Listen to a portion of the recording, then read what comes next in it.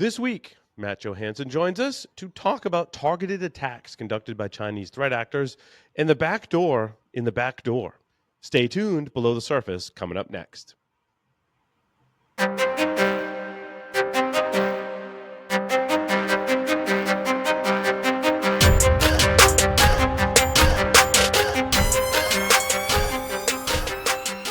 Welcome to Below the Surface, episode number 40, being recorded on Wednesday, October 16th, 2024.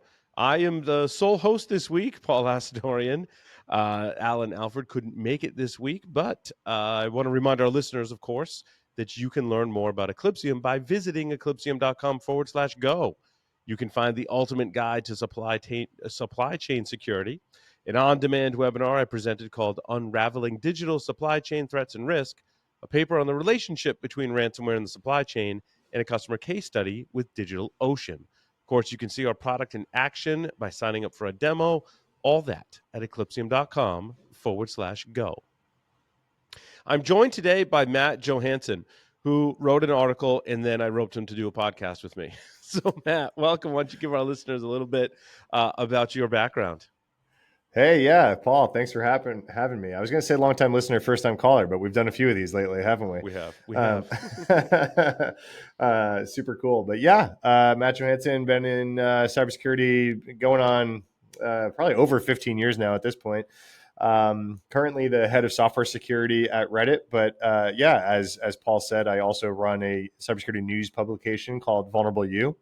vulnu.com. And yeah, we've been starting to put out some original news articles instead of just the news aggregator newsletter that we've been doing for the last year. And so, yeah, this news article is one of the ones that caught a lot of attention recently. So glad you reached out, Paul.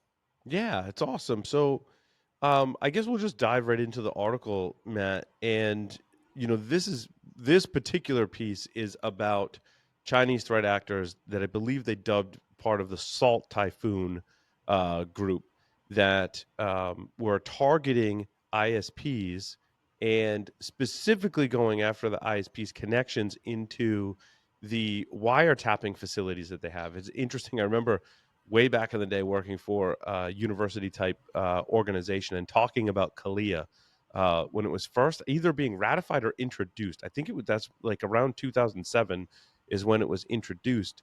Right. And that's the framework that allows ISPs to capture traffic to support law enforcement. And so that's why we dubbed it the back door in the back door. So that's the high level. Matt, I'd love to get, kind of your take on it.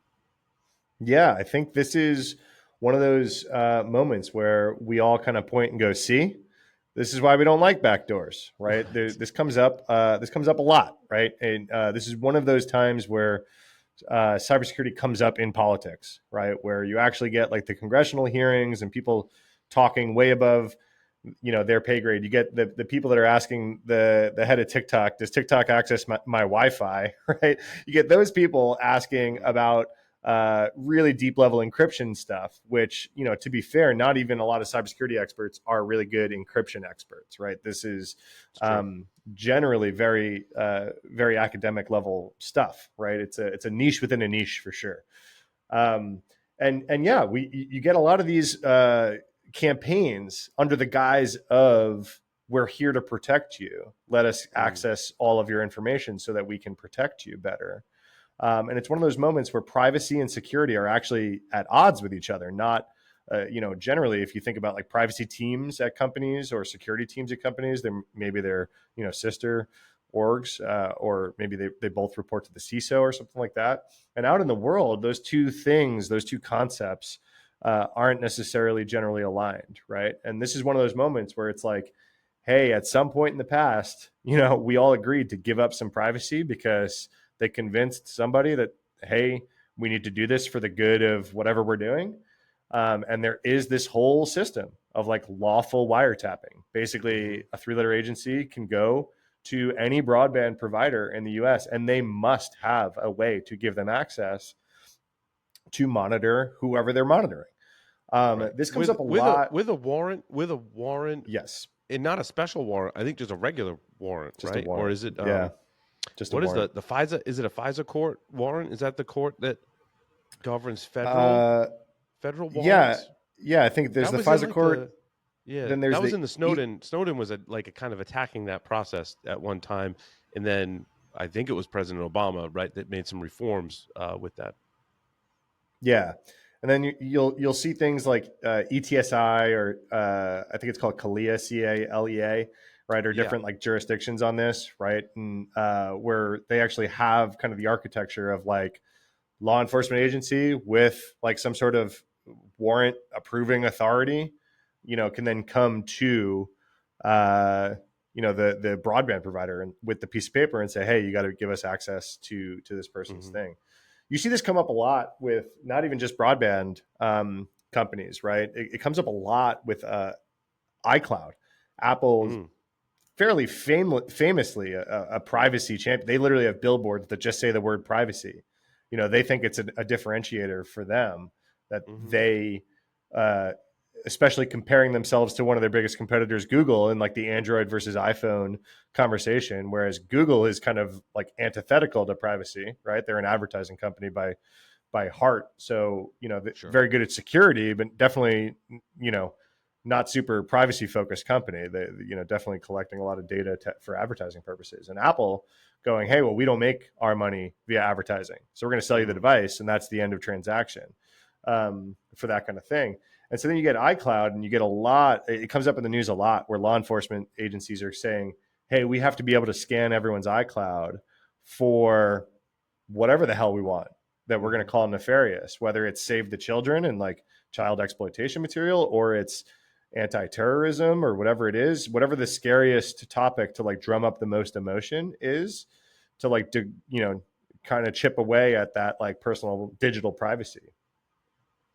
And it's interesting though that it's a shortcut by these threat actors to go, well, rather than try and break into a bunch of things and accomplish this level of visibility into this traffic, I'm just going to go after the ISPs that already have these wiretaps in place and or are storing the data.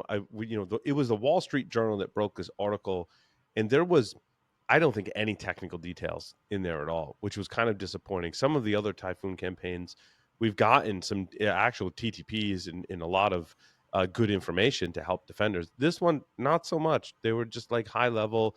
They went after ISPs and they went after the wiretap data. And I mean, why wouldn't they? Right? I mean, this is just a shortcut from threat actors. Yeah, since it is a Typhoon campaign that we're talking about, I'm guessing we'll see some more info out of Microsoft soon.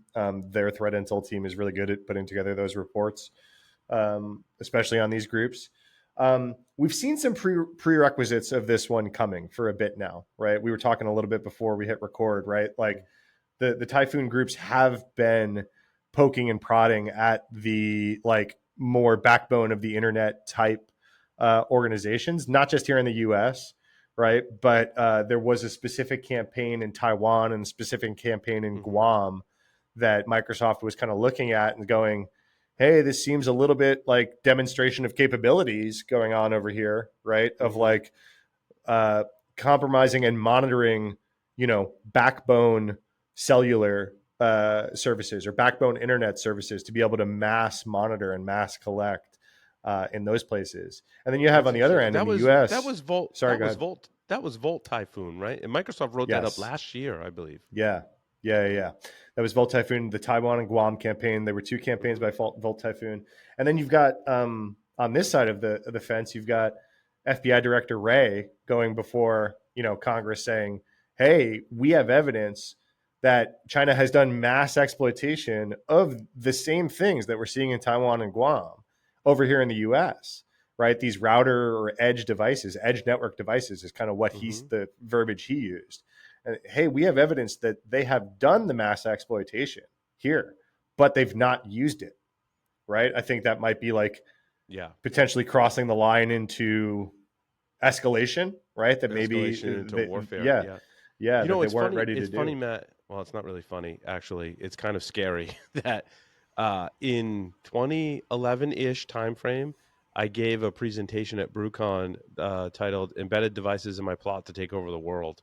Now, this has a really eerie undertone to it because now I'm witnessing threat actors doing pretty much what I was talking about in that presentation. And one of the things I covered in that presentation was targeting countries, looking at who the ISPs are providing broadband, right? And in that time, broadband isn't certainly as widespread as it is today. Today, it's much more of a mass, exploitation kind of issue. But back then, you could even more so target this ISP providing broadband in this country has this IP address space, and with a little more research, uses this type of router. If I discover any type of vulnerability in that router or in the configuration, then I can start targeting that, and then I can take over the country. And here are the things that I can do. And I used examples from now we're talking 15 years ago or more, right? Is they would target, they did this in Mexico, they targeted the routers, they exploited them, and all they did was change the DNS servers on the routers to point to attacker controlled DNS servers, so that anytime anyone in Mexico with that compromised router went to a banking website, it redirected them to a fake banking website. And I was like, is going to continue to be used by threat actors. And I had the whole presentation about how you take over the world doing this, right? And you want money and you want power, and this is, this helps you get there. And now we see China with that same playbook. I believe it was Draytech routers and several other that were under attack from these threat actors. Yeah, you're seeing like so similar to your research. There's a security researcher that I absolutely just love right now, doing a lot of the kind of work that like you and I were publishing probably 15 years Yeah, ago, and now we're old and smoking cigars and talking about it. But but fair. Sam Sam Curry, Curry. Yeah, yeah, do you know Sam? Okay, I so read that. Sam's been I put. read that article. You Yes, know which one I'm about to talk about? So, well, absolutely. he recently did a car hacking thing that was really cool. That was really cool too. Yeah, I But read that yeah, one too. what was it, last month or the month before, he talked about how he caught someone had compromised his modem, right? His ISP Mm, provided modem. He caught he was doing something, and he was realizing that like some configs and some packets were being like duplicated, right? And being sent somewhere else. And he's like, he was just, trying to do something else and noticed some oddity in his log. It's like, oh man, you picked the wrong person to yes. compromise. You got this one guy that's actually that deep into his own modem. Um, and he went through and he like went deep trying to figure out what this is, who it is, and like you said, kind of changed the DNS. They went a different way and kind of actually compromised these modems. But he was trying to figure out how are they actually doing this, right? And then went to Cox and was like, hey, you probably have a much bigger problem. I don't think I was personally targeted here, right? They kind of are Mm, using this um, remote management service that like if you called customer support at Cox and they had to like hop onto your modem to do yeah. anything, attackers were making use of that protocol that they had on the kind of on the back end to like mass exploit modems. I mean, this is the kind of stuff that you're seeing. These are edge devices that the FBI is talking about, that they're worried about, Right. the nation Now level attacks at there's these two edge two devices. tiers in my mind of the edge devices. There's the cable modem. I think Verizon calls it an ONT, right? And the ONT in the Verizon model is much easier to understand, right? It's the device that terminates the fiber, Mm-hmm. in one side, and then coming out the other side of that device, there's a number of different ways. I actually convinced them because Larry told me that I could do this. Larry's my co-host on Paul Security Weekly, and I was like, Larry's like, you just need to tell them you want an Ethernet handoff. They can come out and configure a router. So there is like a device before your actual firewall device that's dropped off. Like if you use Verizon, you might get the red and black device that sits on your network that you have a little more control over. But the ONT is upstream from that, and a lot of broadband providers have the same kind of model. And a lot of the attacks like are flip flopping, between these different devices, and the attack surface and the like technical details specifically are very different in between these devices. We recently started just out of curiosity, like looking at what some of these more broadband modems would look like, and they're just very very small devices with very different chipsets from the actual firewalls or routers and Wi-Fi devices that typically are MIPS or ARM and run some type of Linux. But all of this now is under more attack than it was before when I was talking about it in like 2011. Yeah, yeah. I think that's the interesting part here, right? Is like we've not to say like, oh, we've all been warning about this for a long time. We've all been looking at this kind of stuff for a long time. It's just interesting that like now we're kind of getting to the point where this isn't like specific targeted type of attacks or even like corporate compromises, we're talking like nation, like your Brucon talk. Yeah. Okay, how you take over a nation, like level stuff is what seems to be happening, right? So this one specific, like coming back to the original article that you even called me about, right, Mm. is like, hey, the other interesting part here is like targeting these uh, parts where like data is aggregated in a certain way to like limit how much of the attack they even need to do, right? So they Yeah. didn't need to go and leverage all the edge internet devices that we've been talking about, right? They didn't even need to do that in this case, right? They just went like, hey, the US government's already doing all the collection for us. Right. Why don't we just hijack that system, right? But And similar to the Sam Curry story too, which this is now frightening, they're going after the management interface mhm. that manages all the broad. So why try and compromise hundreds of thousands of broadband modems if they're all managed from a central point? Well, I'll just go compromise that, and then I can do with what I please with all these devices. Mm-hmm. Yeah, I mean, we're seeing that across the spectrum, right? What was the big breach? The Social Security number one recently, National Public Data or whatever, Hmm. was the aggregator. I looked into it. They were a really small shop. They were not like a legit like big company or anything like that. It was a handful of employees that had every Social Security number just like sitting on a box. So it's like, well, yeah. Why would I try to steal the Social Security numbers a harder way when I can just, this Yeah, guy yeah. collected them all and I'm going to go, pop this little mom and pop data broker, you know, Um, take that Matt, to a nation level. And it's like, oh, of course they're going to go after some easy target like this. what's your take on these Chinese threat actors, specifically the typhoons? Do you think it's part of a larger play? In typically that's China's MO, right? Or are these kind of isolated campaigns, each with their individual goals, or do you think it's rolling up to a larger plan? I'll say, based on what I know about them, I'm not like a dedicated typhoon researcher or anything like that. Yeah, yeah. I have followed these campaigns fairly closely just over the years. Um, but based on like what I see and know, they are very patient and very big picture, Mm, right? They are not slash and grab and fast unless they need to be, right? You think about some of the wasn't the Microsoft hack itself, didn't they attribute that to Volt Typhoon as well, I think they did. where Yeah. they came after some of the executives? That was a little bit more fast and surgical Hmm. than generally they usually are, right? um, so you think about what are their incentives, right? And a lot of times it's intellectual property related, Hmm. right? Or you're seeing a lot of control of information is like kind of one of their big MOs, just in general in their own country, right? Of like, you can't. I heard it on the radio, literally on a podcast, literally this morning. Um, Talking about like the disinformation campaigns and stuff like Hmm. that come out of China and Russia, and like how we here just like have a massive problem with a lot of these disinformation campaigns, and a lot of it is because of just like the general freedom of speech, which of course is like a very valued democratic right.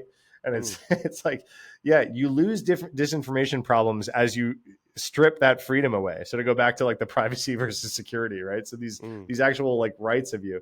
So you talk about like China's incentives. A lot of the times it's like management of information, right? hmm. And so that's what I think we see a lot in this kind of campaign is like the widespread collection of communication is like, okay, what do we need to collect and control, and how can we use this to further our narrative or other incentives, right? So yeah, long-winded answer, but to your original question, I think it's probably rolling up. This is probably an information collection piece of another campaign and incentive that is Right, right. much more specific. How concerned should ISPs be at this point? Is this just like ripe attack surface that we haven't really been able to focus on or not wanted to focus on, or is this are new novel attacks going after things that are pretty well locked down? Yeah, I think the ISP should be very concerned. I think this is not even remotely the first kind of hot button cybersecurity issue that's come up in the last even just few years related to some of the big ISPs. You know, AT&T had a massive breach this year. Verizon, AT&T, they also, if you look at the MOs of some of the big prolific threat actors out there right now, not the nation uh, level ones, but you know the scattered spiders of the world, right? Mm-hmm. The more targeted spear phishing, ransomware type campaigns. They're still taking advantage of poor security practices by the large ISPs in Mm-hmm. the name of SIM swapping or otherwise social engineering, like a Verizon customer support representative, to give access to two-factor codes or texts or emails or anything else. They seem to be a weak point in the link of identity, right, on the internet. And so threat actors have been making them a punching bag. So you have like Senator, who is it, Wyden, who's just been kind of laser focused on really beating up Verizon and AT&T. I think that should be one of their more larger concerns rather than the threat actors. They're getting hacked already. Yeah. Uh, they're obviously just kind of walking through that, going whatever. You know, we'll react to that however we'll react to that. But what they really need to worry about is, you know, how much of that kind of stuff we're going to tolerate just in general as a country before some pretty Mm-hmm. heavy-handed regulations or requirements get thrown at them. Yeah, because in my mind, it's a shared responsibility for the supply chain. So you've got manufacturers that are making the gear, shipping it to ISPs. ISPs are implementing the gear, and then you've got that third tier where the user has some level of responsibility.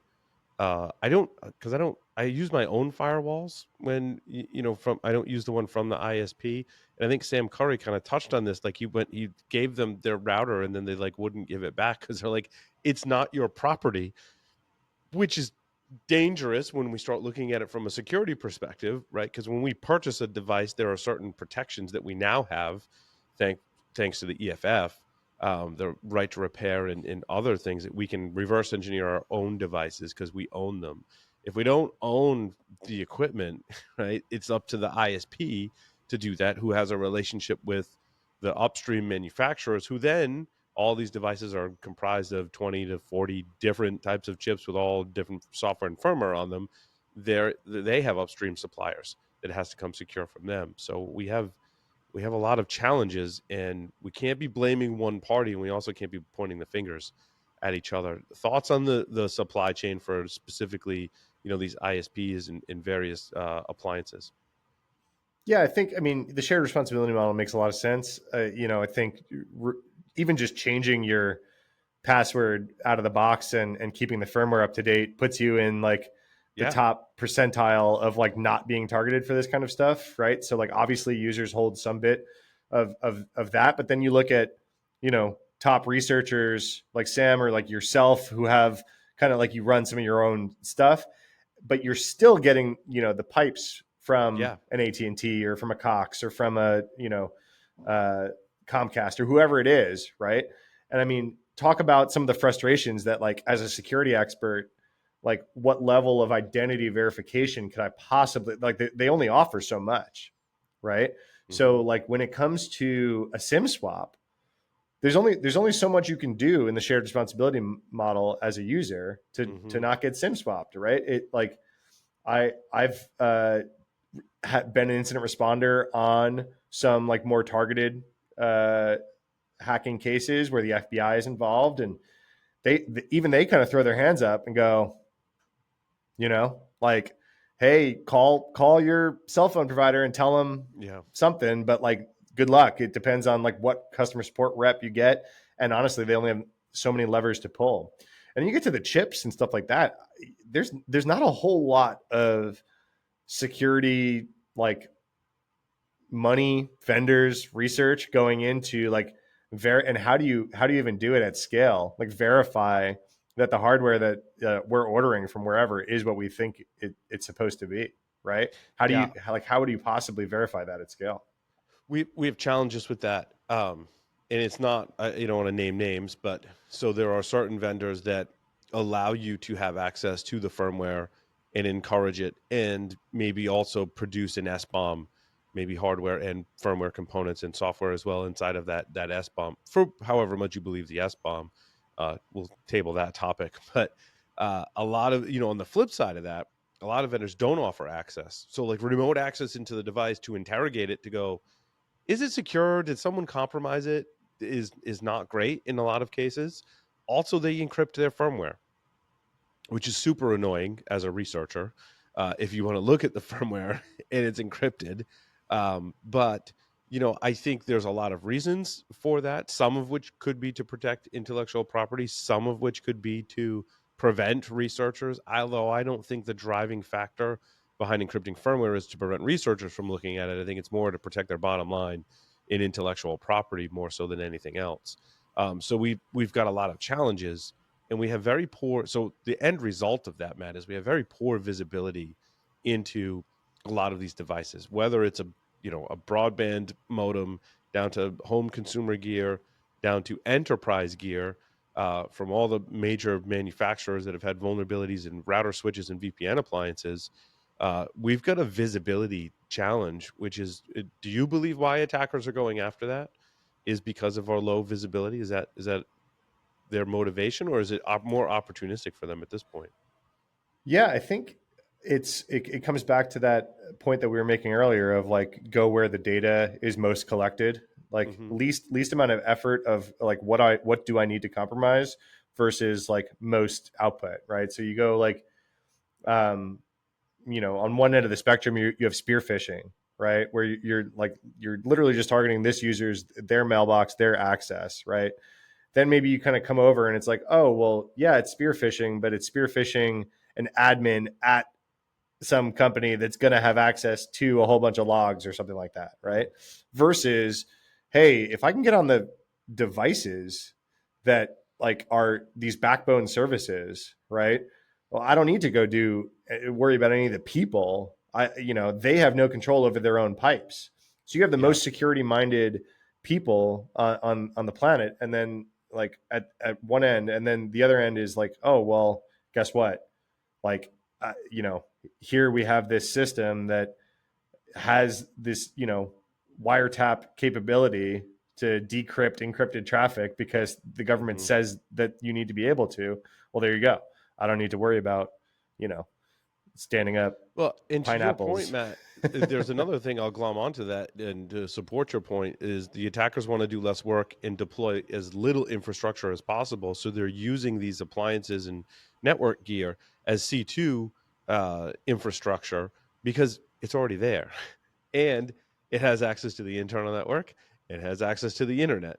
So why do I have to deploy anything more? And furthermore, if I embed myself on these devices, again, if visibility is low, I'm flying under the radar more so than if I were to deploy some other thing or compromise multiple systems and start proxying traffic through actual systems. When if the traffic is going through these edge devices, well, traffic's supposed to go through those edge devices, so you can Yep. hide a lot better.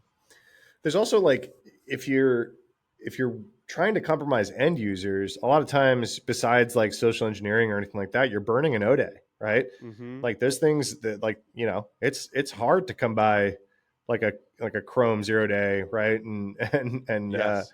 do that. So those really only come out. I mean, you look at the data around like vulnerabilities being used in actual data breaches and it's trending down, right? Mm-hmm. Like using like maybe there's less of them, right? Like maybe, hey, like we're getting a little bit better at shipping more secure software and critical pieces of the environment. We're not whack-a-moling Internet Explorer and Adobe Flash bugs anymore like we were, Right. right? Like Right. Chrome is a little bit harder nowadays than it was, when we were dealing with Adobe stuff in IE years ago. Um, but then it's also like, those are expensive. Those are very specific groups of people that are sitting on, you know, Chrome bugs or like, use after free bugs or memory bugs or whatever it is. And so, okay, instead of doing that, like you said, what about talking about these edge devices, things like that? And in a lot of cases, you're talking about management portals exposed to the internet that shouldn't have been using default Mm-hmm. credentials or something else like that. You're seeing this happen a lot with Ivanti and Fortinet, and like a Fortinet CVE seems to be easier to come by nowadays than a Chrome sandbox escape, right? Well, because So, but I think that's where we forced attackers, and I don't necessarily think it's a bad thing that we shored up our defenses on the client side.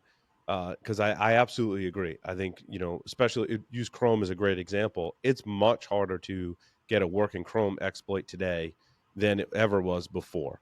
And Google just keeps making improvements on that front. And then once you burn your 0 day, like you're done, right? Because every in the Chrome browser auto updates as well. But mhm. now, so the attackers are going, well, if I go after pick your manufacturer name of any kind of appliance or network or a switch or whatever, I can find a vulnerability. And if it's an older vulnerability and people aren't patching it, then I'm going to continue to go after it. So this is like a whole new green field for attackers. They're like, well, I'm going to go here. You forced me off the browser.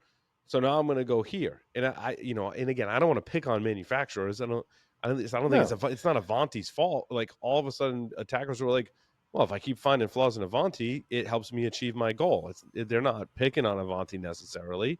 They don't have code that's any worse than anyone else product vendor. Like we all live in glass houses. We all have software, and software has vulnerabilities. But now the attackers are going, "Well, this is where I'm going because it's somewhat uncharted territory, and it's helping them achieve their goals." the other part here is like the investment in security and like observability and things like this, right? So like Mm-hmm. if you see the patch notes on every Chrome release nowadays, you're seeing them talk about the security bugs that they're patching in that update, and they're saying active exploitation seen, right? Because now Yeah. they've got the Mandiant team in house, right? So you've got this tag group over at Google, and you have Mandiant. Mm-hmm. So these are the people that are monitoring this kind of like level of exploitation or responding to a lot of these actual data breaches, right? So talk about burning the 0 day. They're the people that are actually catching the exploitation and then also passing it to their sister team who goes and fix the Mm-hmm. bugs, right? Then Right. you have then you have the other end of the spectrum, and like Fortinet, Ivanti. There was even one in Palo Alto this week, right? Mm-hmm. Like these network devices, they don't have a tag, they don't have a Mandiant. You know what I mean? They've Mm-hmm. got they've got good security research teams, I'm sure, but they're not like they have no way to see active exploitation like out in the wild for the devices that they shipped 15 years ago that are sitting on some network, right? Like the, no alarm is going to go off if you like find some password bypass in like a Palo device that's like sitting somewhere, right? So now you're reliant on some of those same teams. So like you have other researchers elsewhere that are publishing these bugs, and that's why these companies are getting beat up, right? Is like because they're not even the ones coming out and saying, "Hey, here we're patching the bug." It's like, no, some active exploitation was going on, or some other security researchers saw Mm-hmm. exploitation or found a vulnerability, and that's where it gets rough, right? It's like, okay, well Well, now, I think their focus in the research teams of all of the network vendors, if you will, are focused on the visibility they provide their customers for other kind absolutely, of attacks, right? absolutely, I mean, absolutely, yeah, the product I mean, itself, yeah, yeah, they all have great platforms, sure, and they can yep, detect the latest, Nginx yep, vulnerability, and I yep, see them doing that because actually I follow their feeds, yep, and sometimes if I'm not careful, I get their feed of like they're looking at the wider attack surface and updating their appliance to detect those other attacks. I'm like, oh, yep, that's not attacks against your platform. These are that's something generic else, attacks that yep. they're detecting. And I mean, a lot of vendors do a great job with that. No, it's But you're awesome. right. But it leaves a I, gap in their own products. We're ill equipped to really truly understand. And a lot of times, you reboot the device and all your artifacts are gone, right? And a lot of times we don't get the initial compromise. I think it was Velvet Ant. They went after, I think, NXOS devices. They got into the underlying Linux operating system, but the initial attack vector was never disclosed because doing yeah, forensics on these devices is a lot more difficult than it yep, is if you're Google and you've got a Chrome exploit. yeah, Forensics is a lot easier than a weird Cisco. I'm not saying weird yeah, Cisco device in that not everyone has an NX OS level switch, a Nexus yeah, switch in their environment. yeah. This is like solution ISP, provider level gear. Yeah, yeah. And no, I'm not trying to beat up on anyone. I just want to be clear. I'm saying, of course, they don't have a Google tag, Right. right? Of course, only Google has a Google tag, right? Like Mm-hmm. that's the level of investment that someone like Google can throw at this kind of stuff, right? It's like Right. not everyone can go acquire a Mandiant. There is there is a Mandiant, right? Right. Or So be yeah, it, be a Microsoft with several teams that right, are right. with And visibility issues. even Yeah. Microsoft is dealing with these compromises and pushing out products that have these Right. vulnerabilities, right? And they That's have, scary. in my opinion, one of the best security teams on the planet. I know a lot of the Yeah. talent over there, and they Right. have like top tier talent, right? And they are still, fighting the fight, right? And so, no, of course, I'm not beating up on these vendors and vulns that are putting out these edge devices. It's just we have to figure out, I like CISA's communication on a lot of this, or do they pronounce it CISA? I CISA. forget. Yeah. It's pronounced CISA. I try I say not to. C, I try I say not to correct CISO. people, but yeah. I say CISO. Okay. CISO. I got you. I got you. So I yeah, see what you yeah. did there. Yeah. Yeah, yeah. So okay, so CISA, yeah, I like CISA's communication on a lot of this kind of stuff, right? Of saying they're trying to encourage the secure development life cycles to these Mm-hmm. vendors who are putting this stuff out, saying, "Hey, you guys are, as we just talked about for half an hour now, right? You guys are putting out devices that are going to be highly targeted due to where you sit Mm-hmm. on the internet and on the network and all this kind of stuff. You have a you sit in a privileged position on all of these networks. So you really need to do X, Y, and Z in your, development life cycles in order to, uh, you know, be a better steward of that privileged position. And I really like a Mm-hmm. lot of the communications that CISA puts out on this. Matt, in your opinion, how do we get better visibility into these devices to help detect these attacks? I'm looking like I'm a huge fan of just like the entrepreneurial space. I'm a believer in like innovation, and I'm looking forward to the next wave of uh, people that are going to go solve this challenging problem because I don't think that it's certainly being given enough attention from some of the traditional vendors today as we're seeing because we're talking about, hey, those vendors are the ones having security problems even Yeah. though they're helping their customers detect other security problems, right? Right. So it's turtles all the way down, right? It's who watches the watchers here. It's to bring it back to the original thing. It's like, okay, you've built this law enforcement wiretap system that got taken advantage of. Same thing. You've built this security appliance that had a privileged position that got taken advantage of, right? Mm. Okay, how are we, innovating to secure those devices?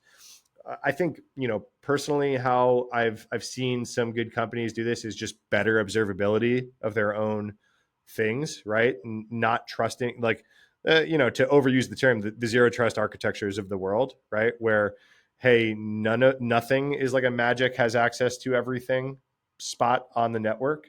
Even these privileged devices, we're doing anomaly detection on everything, every device that connects to the network, and every device that makes up the network we are considering untrusted, right?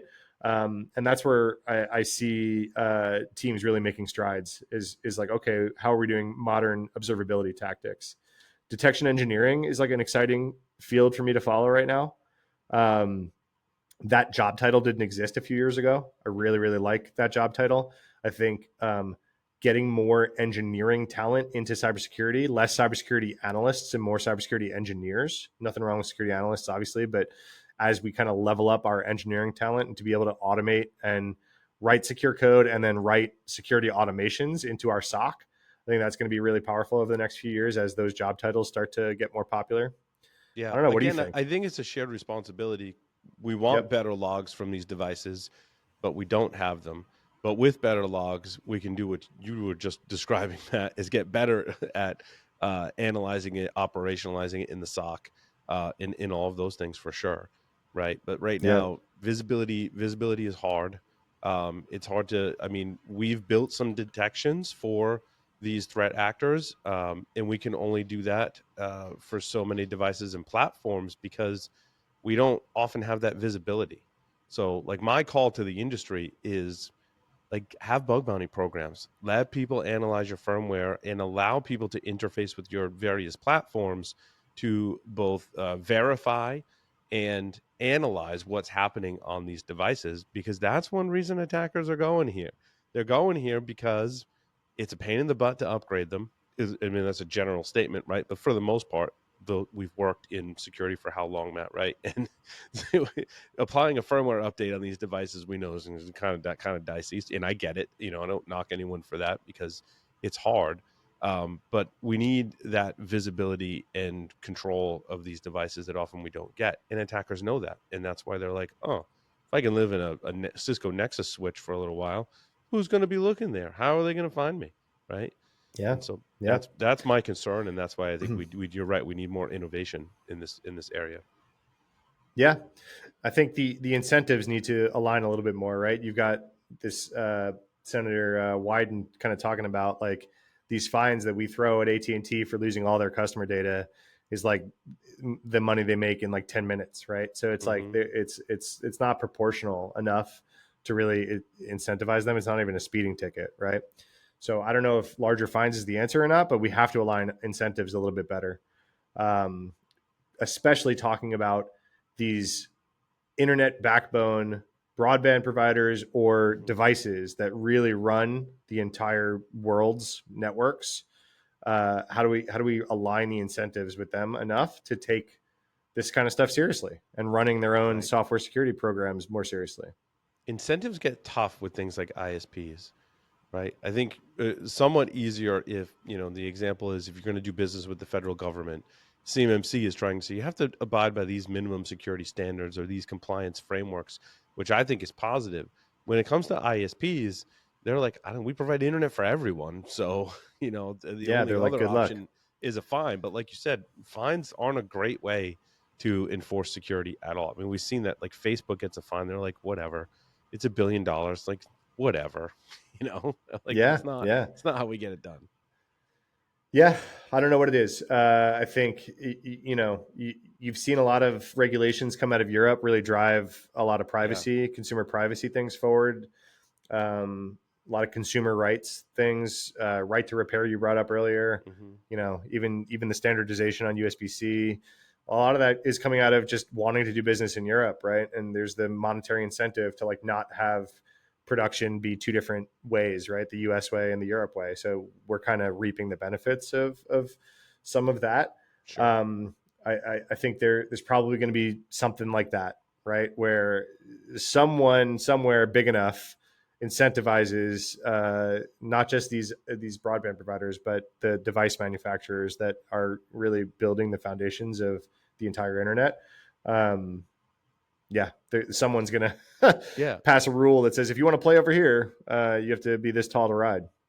Matt, what do we do today to shore up the security of our infrastructure that we've talked about? Right. We mentioned updating firmware is important. I think hardening plays into it. There are other things that enterprises can do and pay attention to in this space to not be the next victim. Yeah, I'm gonna go back to it. I'm like a big observability fan right now, right? So anything we can do to shore up our detections, right? And then I'm also a big fan of secure by defaults and guardrails, right? So if you're doing a lot of infrastructure as code or anything like that, if you're managing any of these devices with things like Terraform or whatnot, there's some really cool security vendors out there that are helping build guardrails into those things. Yeah. So instead of training your staff to like be better at security as a network engineer or as like a cloud infrastructure engineer instead of relying on that, because that's not their core job. Their core job isn't security. Their core job is to like do the cloud thing that they need to do. What if you could make it so that they couldn't, right? And put up the guardrails in place so that they can't ship configs or anything like that to the network, that like violate those guardrails. Big fan of guardrails and observability, kind of marrying Mm. the two versus like training and vulnerability whack-a-mole is like what I call it, right? Is kind of Yeah. the old way Yeah. of doing it in security is We're like, not going to get there with vulnerability whack-a-mole. I was just reading an article about that, Matt, that patching is not enough, that attackers are taking advantage of largely misconfiguration. I mean, on the network appliance side, certainly there's vulnerabilities they're taking advantage of, but I think there's a good amount of misconfiguration. And you and I were talking about AI on another broadcast, and I was thinking about when I used to harden Cisco devices, and if I were to do that today, I would totally be using AI to go make this configuration way more secure than it is now. What do I need to do? And you can totally prompt an AI I'm sure they have. I mean, Cisco must have at least GPTs in there that are like, help me generate a secure, configuration for my Cisco device. I think, you're seeing the tip of the spear there is in development, not in security, Mm-hmm. where people are using new IDEs like Cursor, or even, ChatGPT just put out Yep. Canvas or whatever, where it's like aiding in writing code. I think Mm-hmm. we're not far off. Security is always behind the tip of the spear on that kind of stuff. So, but I don't think we're going to be too far behind on this one where you're going to have the same thing. Okay, you have an AI powered IDE now. Okay, is the AI agents there also worried about security, right? Not just like Right. shipping more code faster, Mm-hmm. but those guardrails that I talked about, could those guardrails be AI agent powered, right? I'm sure, right? Because I think we tried like the battle of how fast can we find these issues and fix these issues. We tried that battle for years, Yeah, right? it's a It's losing like battle. you're just trying to get faster and faster and faster at that, and you're never, never, ever going to approach zero like you would need to really kind of impact the compromise, like stop the compromise. And so it's like the real way to do it is, and we clamored about shift left for a while. I think we kind of did it, right? We kind of did shift left as much as like security is going to. There's tons Mm-hmm. of products now that like bake into the security lifecycle. So I don't think we really need to clamor about shift left anymore. But really what it is like, okay, how do we just like shore up all those guardrails so that like it's harder and harder to even push those vulns to begin with. I'm pretty I catch a lot of attention on social media when I say things like this, but it's like putting out the modern web frameworks that we put out, like React or even like Angular or Mm-hmm. any of these modern web frameworks, did more for web security than any like Mm. AppSec vendor did to Yeah. like help you find cross-site scripting bugs or anything like that. I say this as someone who made his career finding cross-site scripting bugs Right. Right. Right. for a large portion of my early career, and then all of a sudden, React comes out and it's virtually like in order to get cross-site scripting in React, you have to like type the word dangerously set inner HTML. The developer Yeah. has to write the Yeah. word dangerously, But and then they that's know that they're doing something dangerous. But you're harping on a point that I get super excited about where we've gotten better and made the biggest wins. I think it was Jason Healy that said, enforcing automatic updates in Windows, turning the firewall on by default in Windows did more to improve security than really anything else we've done to try and secure Yep. Microsoft Windows in that example. Yep. And you gave a great example of the React in modern frameworks basically doing the same thing, Matt. So I Yeah. love that. I'm Yeah. gonna I'm gonna steal that and incorporate that in my discussion every time we bring up secure by design, Yeah. secure by default. I Right? talk I talk about dangerously set inner HTML a lot, right? And that's a AppSec example. I know we're talking a lot about like devices, but Yeah. maybe that's a next step. Maybe we Well, these need devices the all have web interfaces, and that's largely the entry point, right? yeah, but maybe we need the frameworked version of these firmware things, right? And Yeah. and so it's like, okay, you know, are you shipping a device using just like raw HTML? I mean, you've logged into these web portals on these Oh things. my They're not god. using Yeah. modern web frameworks on these things, right? It's The like last one I a saw was PHP PHP. thing. Yeah. Yeah. Yeah. Yeah. Yeah. And it's Swiss cheese, right? And so it's like, okay, get off PHP, get off like all these things, get on, modern frameworks that have these protections built in. This is like CISA is out there trying to get people to switch to using memory safe languages for this very Mm-hmm. reason, Right. right? Hey, use Go, use Rust Mm-hmm. for your projects because you're not going to stub your toe on these memory issues that you are when you're writing C or when you're writing any of these other things and trying to Mm-hmm. handle your own memory. Look, I mean, Google, like we said, with all the investment that Google has, they still write memory bugs constantly Right. into Oh, and they've every done Chrome. Like, amazing efforts to get rid of what was it, use after free or integer, some yeah, one of them. yeah, They did like a whole research study on it and improved all yeah. the code. But you're right, and they still have them. So Fuzzers and a giant team and all this kind of stuff, and they still do it, right? And it's yep. because that's the language that they're using, and it's just easy to stub your toe on that stuff, even with all the expertise in house. So, I mean, I think the way forward, to back to your question, is just as default as possible, right? Write Mm-hmm. these things in memory safe languages, right? Use modern web frameworks for these front ends, and give your developers guardrails and then observability. Where guardrails fail, you need an alarm Mm-hmm. that'll actually go off and catch these things. This AT&T, Verizon, whatever this hack that we're talking about right now went undetected for months, and that's Mm-hmm. wild, right? Yeah. So Well, Matt, thank you very much for appearing on Below the Surface today. It was awesome chatting with you, man. Yeah, always. I gotta remember next time I'm on camera with you. I gotta dig out my old Hack Naked shirt from like Nice. 2007 or whatever when I Yeah. first Oh, that's met you. vintage. Vintage. Awesome stuff, man. Hey, thanks everyone for listening and watching this edition of Below the Surface. We'll see you next time.